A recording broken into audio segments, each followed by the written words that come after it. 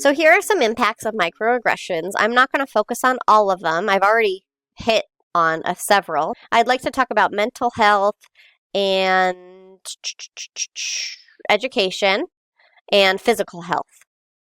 Okay? All right, so look at the bar graph. You're going to see it's totally skewed, right? The light blue is way high, and then the darker blue is really, really small. And this is a visual representation, again, done by Sue, Daryl Sue, that shows different positions. Can anybody guess what population, what race the light blue is? If you guessed white male, ding, ding, ding, ding, ding, you would have hit the nail on the head. White men make up a majority of these specific fields. Positions in higher ed, members of Congress, CEO-level execs, superintendents of schools, and athletic team owners. Okay? But here's the kicker. White American males constitute only 33% of the population. That's an issue. That is an issue. And it brings awareness to all of the things that I've talked about in this presentation so far. Microaggressions, prejudices, unconscious bias can impact society in significant ways. And it's evidenced through this graph shown on the screen, right? All right, so let's break it down. This is about the lingering impact. So let's spend some time talking about the impact. When we experience a form of a microaggression or any other threat to our identity, we're going to experience stress. If you know anything about the stress response, you will know that when we are in a heightened state of stress, a stress response, our pupils are dilated, our heart rate is pounding, our lids are flipped, if you know anything about that, we can't think clearly, right? And so that's going to have impacts down the road. And I'll go on what happens, what the stress response does.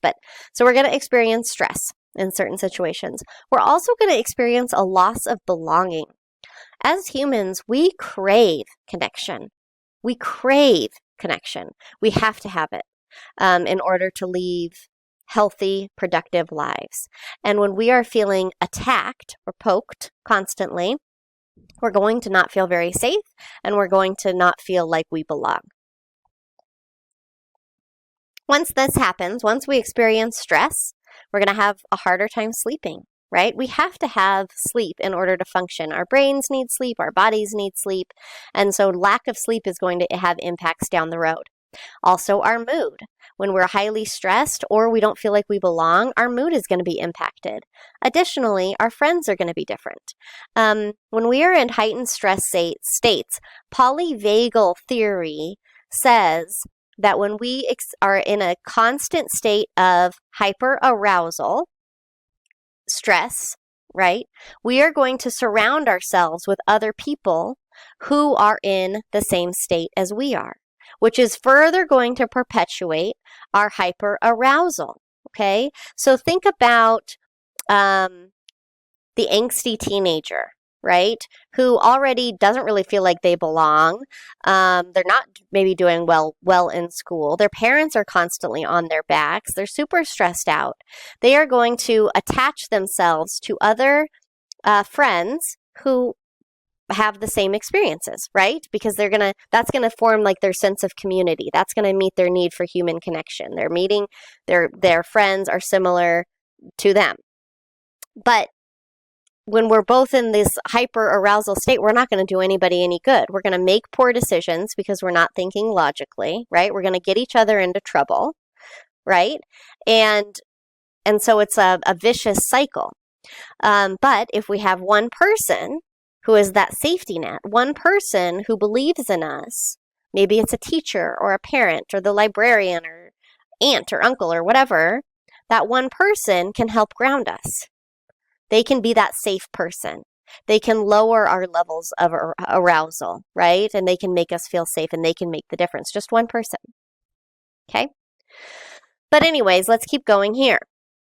Once our lack of sleep once we have a lack of sleep, our mood is impacted, our friends are impacted, then our immune system starts to be impacted negatively, right? We start to have an imbalance of hormones, which can kind of make us behave erratically, not think clearly. We're going to have a decreased mental function, might feel more depressed or anxious or stressed. It can go all sorts of ways. That's when our the physical manifestations of microaggressions happen, when our immune system starts to be impacted. And in the end, can lead to just some of these things, right? And this is highly evidenced in the ACEs study. And I don't have a reference for this. I can't remember when the ACEs study was developed, but it's essentially said that if you experience a certain number of adverse childhood experiences, a variety of things, like divorce, discrimination, I think was one, substance use. Anyways, if you met a certain number from the list of ACEs, then you were down the road going to be impacted in some of these ways, health-wise, more increased risk of substance use and abuse, heart attacks, and different things. So it also demonstrated kind of the physical manifestations that adversity can have on somebody. And this is explored generationally too. If you know anything about generational trauma, then you will know that the adversity that our ancestors experienced actually translates into the genes of ourselves and can continue to be passed down for 3 generations, okay? So what happened to my great-great-grandfather is potentially impacting me today, or great-great-grandmother potentially impacting me today.